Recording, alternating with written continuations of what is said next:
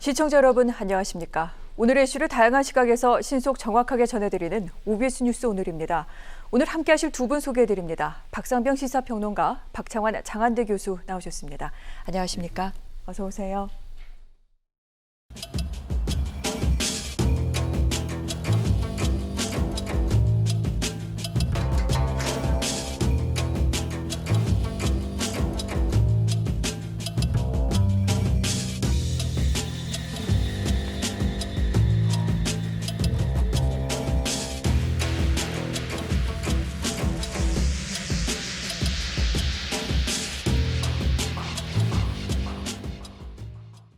보신 대로 10년 넘게 되풀이됐던 물음이 있습니다. 다스는 누구 겁니까? 오늘 대법원이 이에 대해 확정된 답변을 내놓은 것 같습니다. 다스는 이명박 전 대통령의 것이다라는 취지의 확정 판결이 나왔는데 회사 자금을 횡령하고 또 삼성 등으로부터 거액의 뇌물을 챙긴 혐의로 재판에 넘겨진 이명박 전 대통령에 대해 징역 17년형이 확정이 됐습니다.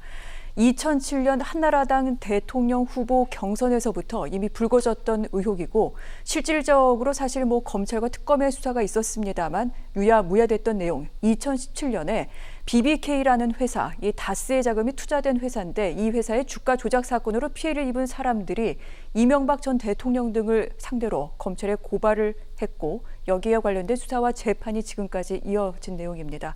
결국 이명박 전 대통령 징역 17년형이 확정이 됐고 이제 조만간 재수감될 것으로 보이는데 오늘 대법원 확정 판결에 대해서 두 분과 그럼 함께 이야기를 나눠보도록 하겠습니다. 여러 가지 생각이 많이 들게도 됩니다. 평론가님 어떻습니까?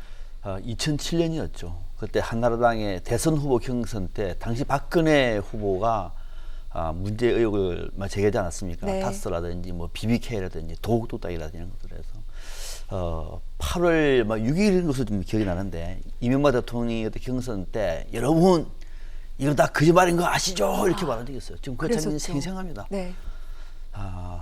13년 동안 그 실체를 두고 정말로 많은 시간을 낭비했습니다. 특검도 있었고요. 검찰 수사도 있었고 또 하고 도대체 진실이 밝혀질 것 같지 않다가 13년 만에 드디어 들어왔습니다. 여러분 BBK 수사는 엉망이었고 다스는 이명박 것이었습니다. 그 국민을 속인 겁니다. 지금까지. 이 속이 대통령 권력이라 하더라도 이걸 속여왔던 그 상황 속에 국민들은 검찰을 지켜봤거든요. 그때 특검도 했습니다. 그분들 다 어디 있습니까? 저는 이거 간단한 문제가 아니라고 봅니다. 이러니까 권력을 쥐면은 그 진실을 밝히는데 십수년이 걸리는 겁니다. 우리가 과거에 역사 청산을 못하는 이유도 바로 이런 대한민국의 이 사법정의가 죽어 있었기 때문에 안 되는 거예요. 저는 그러면서 이번 13년 만에 진실을 밝힌 것은 저는 쾌거다라는 생각이 들고 이명박 전 대통령의 죄질은 굉장히 안 좋습니다. 죄질이 안 좋습니다. 네. 국민을 속였습니다. 일단은 지금까지 속였습니다. 오늘도 나오는 얘기가 법치가 무너졌다고 얘기를 해요. 천만의 말씀입니다. 법치가 살아있습니다. 대한민국의 미래가 걱정된다고요. 드디어 대한민국의 미래가 보입니다. 네. 완전히 세상을 잘못 산 이 사건을 위해서 그동안의 허송은 세월을 보낸 걸 보면은 상당히 억울하고요. 그나마 이번에 대법원의 최종 판결을 통해서 준엄한 법의 심판에 채운 것은 대한민국의 역사는 사법정의는 아직은 그래도 살아있다라고 네. 하는 생각을 떨칠 수 없었던 그런 하루였습니다. 알겠습니다. 잘못된 수사 등등이라 할지라도 심지어 대통령을 지낸 인물이라 할지라도 잘못된 것과 또한 위법한 사안에 대해서는 다시 한번 사법 정의를 실현했다. 여기에 의의가 있다. 다시 한번 짚어주셨는데요. 이명박 전 대통령 변호인 측에서는 이 같은 대법원 판결에 대해 반발했습니다.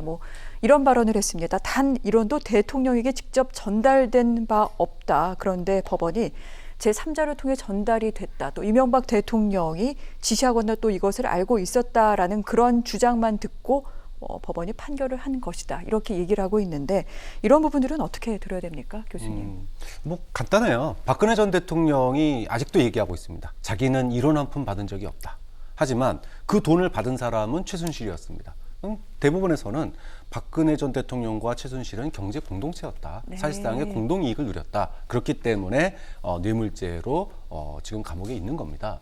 이명박 전 대통령 다스가 이명박 전 대통령의 실소유주다라고 얘기를 이제 밝혔어요. 네. 이것이 중요한 이유는 다스에 비자금이 있었습니다. 그리고 다스가 법인카드로 사용한 금액이 있어요. 그러니까 다스 그 명단에 없는데도 이사 명단이나 대표 명단에 네. 없는데도 이명박 전 대통령이 법인카드를 사용했단 말이에요. 그러면은 자기 게 아닌데 썼으니까 이거 비자금이나 뭐 법인카드 사용한 건 아무런 상관이 없다 이렇게 얘기를 하겠지만은 법원에서는 실제로 다스의 명의를 가지고 있던 동생과 조카 그리고 이 BBK와 이 190억 그 돈 네. 투자한 돈을 갖다 돌려받기 위해서 삼성을 통해서 이 재판을 진행해서 결국은 그 돈을 갖다가 네. 찾아간 거 이런 것들에 대한 지시 이런 것들이 결국은 모든 증언이 다 이명박 전 대통령이 다스의 실소유주였고 또 그것을 갖다가 되찾아오라고 즉 권력을 이용해서 사익을 추구하는 그런 지시를 했다라고 하는 이런 내용들이 이번 이제 대법원 재판에서 최종적으로 밝혀졌다. 그래서 본인이 직접 받지 않았다. 이것은 전 중요한 게 아니라고 봐요. 네. 정치인들이 부정부패 문제 뇌물 얘기가 나왔을 때 나는 받은 적은 없다 얘기해요. 그럼 누가 받았냐? 보좌관이 받았고 부인이 받았고 가족이 받습니다. 이제 그런 의미에서 실소유주였다라고 하는 그 사실 자체가 바뀌지 않는다라면 다스의 비자금과 법인카드 사용으로 가지고 횡령으로 하는 건 너무 당연하다. 그다음 또 하나는 꼭 얘기하고 싶은 게 네. 이 다스 소송비 있잖아요. 이걸 삼성이 내줬어요. 네. 근데 당시에 이건희 전 이제 고인이 되셨지만 이건희 전 회장 사면 날 때 뭐라고 그랬냐면은 동계올림픽 유치라고 그랬습니다. 철떡같이 믿었어요. 근데 알고 보니까 뒤에서는 BBK 투자자들에게 돌아가야 돼. 네. 그 돈을 다스가 투자한 190억을 돌려받기 위해서 삼성의 돈을 받아서 그 돈을 그러니까 즉 대통령의 지위를 이용하고 정말로 그래가지고 그 돈을 갖다가 투자자들한테 돌아가야 될 돈을 가져왔다. 네. 이거는 정말 파렴치한 거죠. 좀 그런 점에서 이 뇌물, 그다음에 횡령 이 부분에 대한 이 판단, 변호인은 뭐 아직도 자신들이 다스의 실주인이 아니다라고 MB가 실소유주가 아니다라고 이야기하지만 모든 증인과 그 증거가 이명박 전 대통령을 향해 있다라고 하는 거에는 뭐 재론의 여지가 없지 않을까 싶습니다. 알겠습니다. 이 같은 대법원의 확정 판결에 대해 조금 전 이명박 전 대통령의 입장이 전해졌는데 지난 2018년 포토라인에 섰을 때는 뭐 바라건대 이번 일로 역사에서 좀 마지막에 됐으면 한다 이렇게 얘기하기도 했었습니다. 오늘은 이런 입장을 전했습니다. 법치가 무너졌다. 나라의 미래가 걱정이 된다. 사법부가 자유민주주의 최후의 보루라고 기대했는데 대법원이 공정하지도 정의롭지도 못하다는 것을 알게 됐다. 진실은 언젠가는 밝혀질 것이다. 라고 그렇게 얘기를 했습니다. 아울러 여러 방송 매체들 지금 이명박 전 대통령 자택 앞에 중계 카메라들을 파견을 했는데 보니까요. 그렇게 지지자들의 목소리라던가 뭐 지지자들이 모여있는 모습은 전해지질 않고 있습니다. 이런 부분에 있어서도 여러 가지를 좀 생각하게 되는 대목이 아닐까 싶은데 어떻게 보십니까? 네. 뭐 사실 지난번까지만 하더라도 그래도 소수의 지지자들이 나와서 이거는 뭐 정권의 탄압이다, 정치 보복이다. 네. 노무현 전 대통령이 안타까운 죽음을 선택한 것에 대한 정치적인 보복을 하는 거다. 이런 이제 이야기들을 했었습니다. 그런데 이제 이번 재판 과정을 통해서 이명박 대통령 전 주변에서 소위 다스의 명의를 가지고 있거나 또 그 돈을 돌려받기 위해서 재판을 하는 과정에서의 여러 가지 그 주변 사람들이 다 이명박 전 대통령으로부터 등을 돌렸어요. 이 이야기가 뭐 검찰이 회유하거나 압박하거나 네. 이런 게 아니라 주변 사람들 입에서 다 나온 얘기입니다. 그러다 보니까 지지자들도 좀 실망을 하지 않았나 좀 그런 생각이 들고 이명박 전 대통령이 뭐 나중에 진실은 밝혀질 거다 이렇게 얘기를 했지만 현재까지의 진실은 다스는 MB 거였다 이렇게 나오는 것 같아요. 네.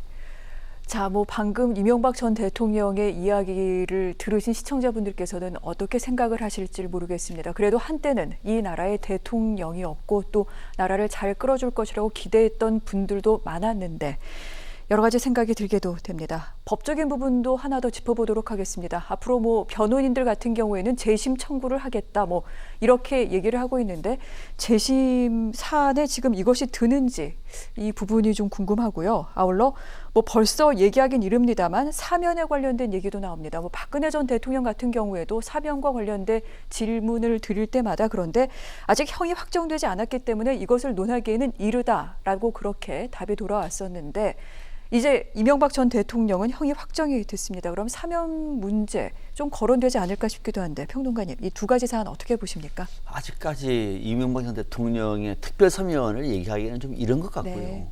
재심이라고 하는 것도 재심을 해보자고 해서 재심을 하는 게 아니고요. 대부분 판결을 번복할 만한 새로운 증거가 나와야 됩니다. 그것도 중대한 네. 증거가 나와야 됩니다. 그렇게 해야 재심을 청구하면은 관련 심사를 통해 가지고 재심이 되는 거거든요. 네. 지금 상황에서는 그런 거 없이 재심한다는 재심을 한다는 얘기는 어불성설이고 지금 특별 사면 같은 경우에는 특사의 기본적인 조건은 없습니다. 일단 형이 확정이 돼야 됩니다. 이제 오늘 확정이 안 됐습니까? 그러면 네. 이제 뭐 만약에 특사를 하게 마음만 먹으면 할 수가 있는 거죠. 그러나 이 특사라고 하는 거는 대통령이 고유한 권한이긴 합니다만 제일 중요한 국민의 여론입니다. 앞서 제가 말씀드린 것처럼 또 박창환 교수도 말씀하셨는데 죄질이 굉장히 안 좋습니다. 정말 안 좋습니다. 죄질이 안 좋습니다. 끝까지 국민을 속이고 있는 것이고요. 심지어 아까 화면에 나왔습니다만 법치가 무너졌다고 얘기를 하고 나라의 미래가 걱정된다고 생각하고 뭐 이런 얘기를 하면서 마지막까지도 일말의 잘못도 없이 이렇게 뻔뻔하게 나오는 사람들한테 어느 권력이 사면 얘기를 끊을 수 있겠습니까? 이거는 네. 국민의힘 안에서도 소속 의원들이 이른바 친이계 인사들이라고 하더라도 사면 얘기하면 돌을 맞을 분위기예요. 그래서 지금은 사면 얘기할 때가 아니고 감옥에 가서 국민 앞에 사과하고 네. 진실을 밝히고 역사의 법정에 선다는 이름으로 다시 이명박의 어떤 최소한의 양심을 국민에게 밝히고 난 다음에 그때쯤 되면은 권력이 이제 나이도 좀 많고 또 이미 형이 지금 17년이니까 1년을 살았습니다. 구치소에서 이제 네. 16년 남았죠. 한 3, 4년, 4, 5년 지나면은 연세가 많으니까는 네. 특사자라는 얘기가 나오면은 우리 국민들은 용서해 줍니다. 그렇지 않고 오늘 끝까지 무슨 법치가 무너졌고 나라의 미래가 걱정되고 이런 얘기 하면은 오히려 더 돌을 맞는다는 말씀을 좀 네. 드리겠습니다. 알겠습니다. 사죄와 반성이라는 그 부분에 대해서 방점을 찍어주셨습니다. 정치권의 반응도 살펴보도록 하겠습니다. 먼저 국민의힘 이야기를 좀 해보도록 할게요. 일단 불행한 역사가 되풀이됐다라는 그런 간단한 반응만을 내놨습니다만 내부에서는 여러 가지 좀 논의와 흐름이 좀 있는 것 같습니다. 왜냐하면 김종인 비대위원장이 비대위원장으로 추대될 때 그런 얘기를 했었죠. 광주 5.18 민주화 운동에 대해 사과해야 된다 그러면서 이명박 박근혜 전 대통령에 대해서도 사과하는 사람이 한 명도 없었다라면서 자신이 사죄할 뜻을 밝혔는데 최근에는 연내 두 전직 대통령에 대해서 사과할 수 있다라는 얘기까지 나오고 있습니다. 하지만 내부에서는 여러 가지 또 방향이 있는 것도 같습니다. 친박계 의원들이라던가 또 여러 중진들 사이에서는 좀 불편해하는 기류가 있기도 한데 이 부분 앞으로 국민의힘 내부에서는 어떻게 작용이 될지 혹시 예측을 좀 하시는지요? 그럼요. 이건 충분히 네. 예측할 수 있는 대목이 당초 김종인 비대위원장이 비대위원장을 맡을 때부터 이런 정도의 당내 반발은 있을 수 있다고 예상을 했었습니다. 네. 왜냐하면은 비상대책이잖아요. 왜 비상이냐 하면은 이 당을 완전히 쇄신하는 방식으로 바꾸지 않으면은 미래가 없기 때문에 비상대책위를 꾸린 겁니다. 그렇지 않으면은 전당대회를 열어서 정상적인 당 지도부를 뽑으면 될 일이에요.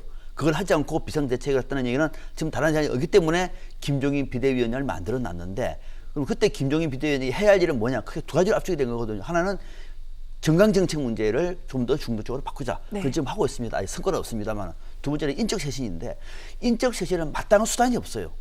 선거 때가 되면은 공천권을 가지고 인적 쇄신을 할 수가 있으나 지금은 어떻게 할 수가 없죠. 뭘 어떡합니까? 국회의원 다 됐는데. 그러나 만약에 네. 앞으로의 당내 파워 게임에서 친박계나 친이계 인사들이 저항할 때 그때는 과감하게 당 윤리위의 징계를 통해서 인적 쇄신을 할 수가 있는 거예요. 네. 지금 딱 그 타이밍이 온 겁니다.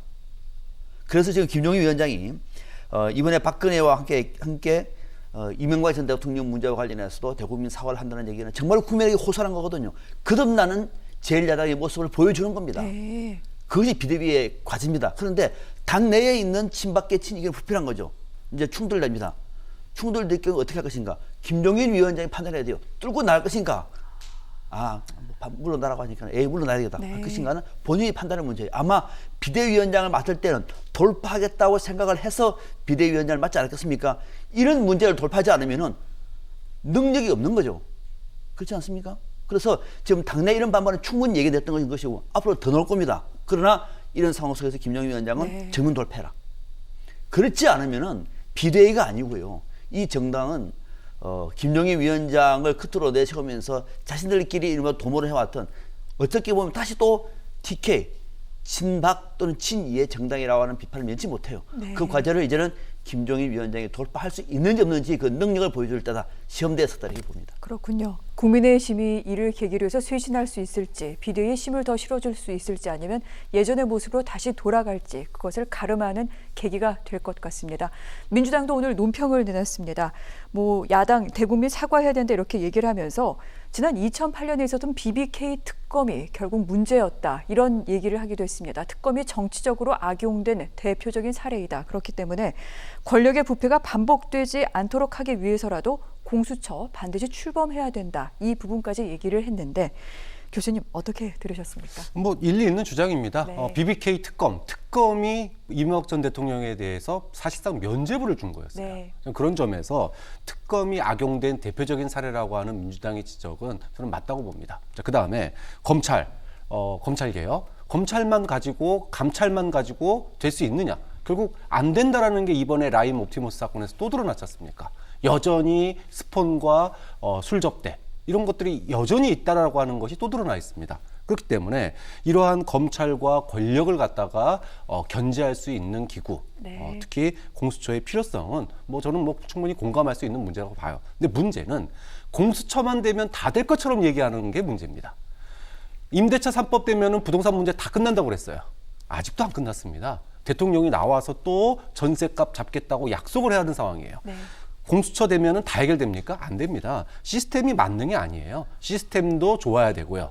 그런 점에서 공수처 찬성입니다. 하지만 공수처장에 정치적 편향이 없고 정말로 진실을 밝히고 권력을 견제할 수 있는 사람, 그런 사람이 앉는 거, 그게 바로 첫 단추가 되거든요. 그런 점에서 공수처 출범의 당위성은 맞지만 민주당이 오해를 불식시킬 수 있는 그런 인사를 공수처장으로 추천할 수 있느냐, 이것이 민주당의 진정성의 시금석이 될 거다. 아까 김종인 비대위원장이 사과하는 게 국민의힘 변화의 시금석이라고 그랬는데 네. 민주당이 검찰개혁의 진정성을 가지고 있는지는 공수처장이 누가 되느냐가 그 시금석이 될 거라고 봅니다. 그렇군요.